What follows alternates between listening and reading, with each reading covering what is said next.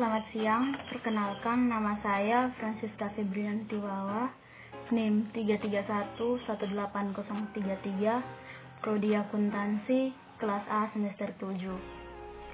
Sekarang saya akan menjelaskan salah satu materi dari mata kuliah pengauditan sektor publik, yaitu pengendalian internal. Yang pertama, definisi pengendalian internal. Itu suatu proses yang dipengaruhi oleh dewan direksi entitas, manajemen, dan personel lainnya yang dirancang untuk memberikan kepastian yang beralasan terkait dengan pencapaian sasaran kategori sebagai berikut. Yang pertama, efektivitas dan efisiensi operasi. Yang kedua, keandalan pelaporan keuangan. Dan yang ketiga, ketaatan terhadap hukum dan peraturan yang berlaku. Selanjutnya, komponen pengendalian internal. Menurut the Community of Sponsoring Organization atau COSO, pengendalian internal terdiri dari 5 komponen, yaitu yang pertama, lingkungan pengendalian, yang kedua, penilaian risiko, yang ketiga, aktivitas pengendalian, yang keempat, informasi dan komunikasi, dan yang kelima, pemantauan atau monitoring.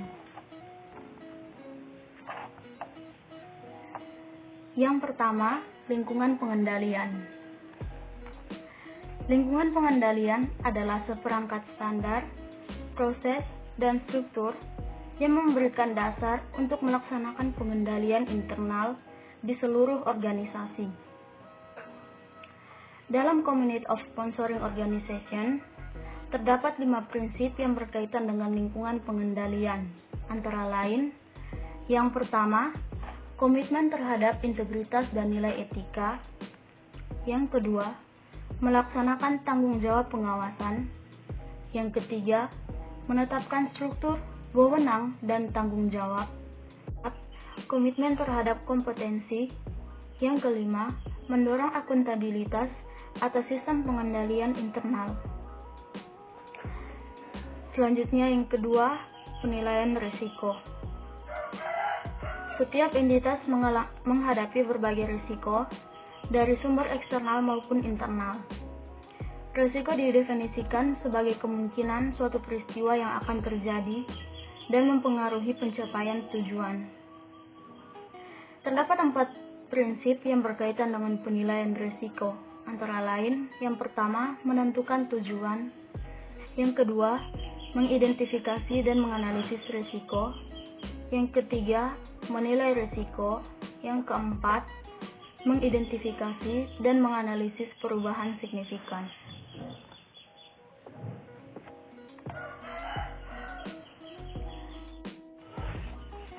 Yang ketiga, aktivitas pengendalian.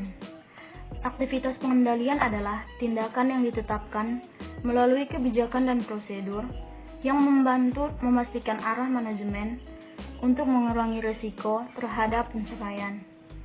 Terdapat 3 prinsip yang berkaitan dengan aktivitas pengendalian, antara lain, yang pertama, mengembangkan aktivitas pengendalian, yang kedua, mengembangkan kontrol umum atas teknologi, dan yang ketiga, merinci ke dalam kebijakan dan prosedur.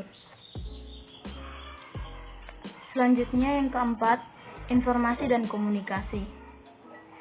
Informasi diperlukan entitas untuk melaksanakan tanggung jawab pengendalian internal untuk mendukung pencapaian tujuan manajemen menggunakan informasi yang relevan untuk mendukung berfungsinya komponen lain dari pengendalian internal. Komunikasi bersifat terus-menerus yang menyediakan berbagai dan memperoleh informasi yang diperlukan. Komunikasi internal adalah sarana untuk menyebarkan informasi ke seluruh organisasi. Yang kelima, pemantauan. Pemantauan adalah evaluasi berkelanjutan, evaluasi terpisah, atau beberapa kombinasi dari keduanya, yang digunakan untuk memastikan apakah masing-masing dari kelima komponen pengendalian internal ada dan berfungsi dalam Community of Sponsoring Organization. Terdapat dua prinsip yang berkaitan dengan pengawasan, antara lain yang pertama, evaluasi berkelanjutan dan atau terpisah. Yang kedua, evaluasi dan melaporkan setiap kekurangan. Selanjutnya, tujuan pengendalian internal. Tujuan dari pengendalian internal tidak lain adalah untuk memberikan jaminan yang memadai bahwa yang pertama, aset yang dimiliki oleh perusahaan telah diamankan sebagaimana mestinya dan hanya digunakan untuk kepentingan perusahaan semata, bukan untuk kepentingan individu atau perorangan atau oknum karyawan tertentu. Yang kedua, informasi akuntansi perusahaan tersedia secara akurat dan dapat diandalkan. Ini dilakukan dengan cara memperkecil rasio, baik salah saji laporan keuangan yang disengaja atau kecurangan, maupun yang tidak disengaja atau kelalaian. Yang ketiga, karyawan telah menataati hukum dan peraturan.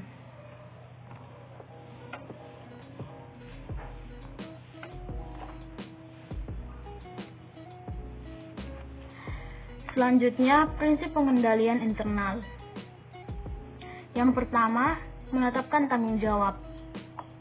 Penetapan tanggung jawab di sini agar supaya masing-masing karyawan dapat bekerja sesuai dengan tugas tertentu yang telah dipercayakan kepadanya. Yang kedua, pemisahan tugas. Pemisahan tugas di sini maksudnya adalah pemisahan fungsi atau pembagian kerja. Selanjutnya, dokumentasi. Dokumentasi memberikan bukti bahwa transaksi bisnis atau peristiwa ekonomi telah terjadi.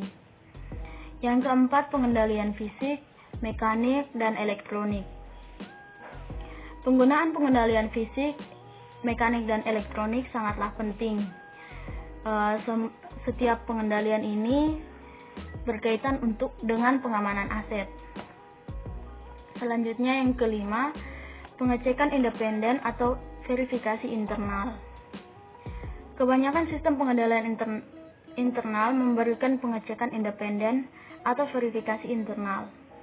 Prinsip ini membuktikan peninjauan ulang, perbandingan, dan pencocokan data yang telah disiapkan oleh karyawan lainnya yang berbeda. Selanjutnya, keterbatasan pengendalian internal. Keterbatasan pengendalian internal sistem pengendalian internal perusahaan.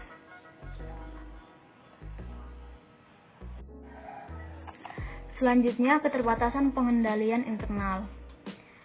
Keterbatasan pengendalian internal sistem pengendalian internal perusahaan pada umumnya dirancang untuk memberikan jaminan yang memadai bahwa aset perusahaan telah diamankan secara tepat dan bahwa catatan akuntansi dapat diandalkan.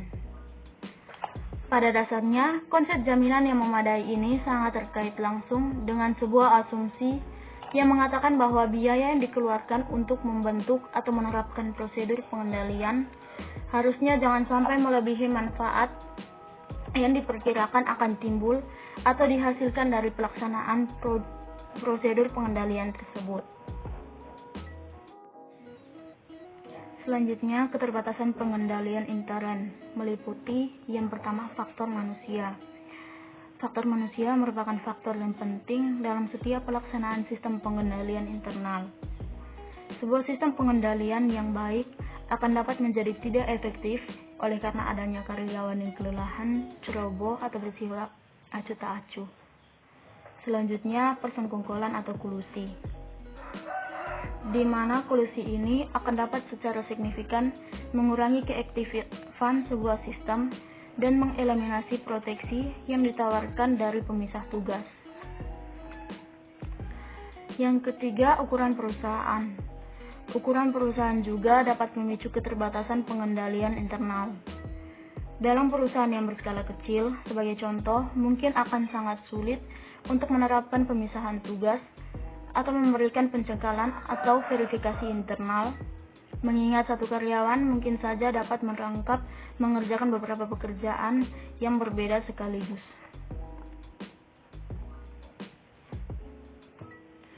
Selanjutnya, faktor-faktor penyebab kegagalan pengendalian. Pengendalian, meskipun dibuat secara cermat, tidak selalu mencapai tujuan seperti yang diinginkan mereka yang membuatnya. Hal ini disebabkan meskipun pada dasarnya pengendalian dirancang untuk membantu manajer agar dapat melaksanakan pekerjaannya dengan baik, namun dalam kenyataannya banyak manajer yang memandang pengendalian sebagai sebuah gangguan, ancaman, ataupun tantangan yang harus diatasi. Selanjutnya, Adga dan Stan dalam Steyer dalam buku Kurniawan mengidentifikasi 4 macam reaksi negatif terhadap sistem pengendalian, antara lain, yang pertama dianggap sebagai permainan. Pengendalian dilihat sebagai sebuah tantangan, sesuatu yang harus dikalahkan, dan bukan sebagai alat yang berguna bagi manajemen. B. Dianggap sebagai objek sabotase. Pegawai organisasi berusaha untuk merusak sistem pengendalian, menciptakan kebingungan, dan merancang proyek dengan berkarakteristik yang kompleks. Tujuannya adalah untuk membuat sistem tidak beroperasi, tidak dapat diandalkan, dan terlalu rumit. C. Informasi yang tidak akurat. Manajer melakukan manipulatif informasi untuk membuat dirinya dan unitnya kelihatan lebih baik, atau menciptakan data yang salah sehingga pengendalian tidak beroperasi dengan semestinya. D. Ilusi pengendalian. Manajer memberikan kesan bahwa sistem pengendalian memang berfungsi dengan baik, sementara dalam kenyataannya sistem tersebut diabaikan atau disalahartikan. Hasil yang baik dikatakan sebagai hasil dari sistem. Hasil yang tidak baik dikatakan bersumber dari kondisi yang tidak biasa yang berada di luar sistem.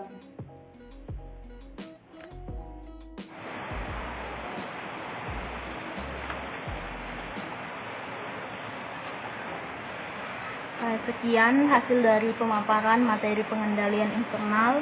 Terima kasih.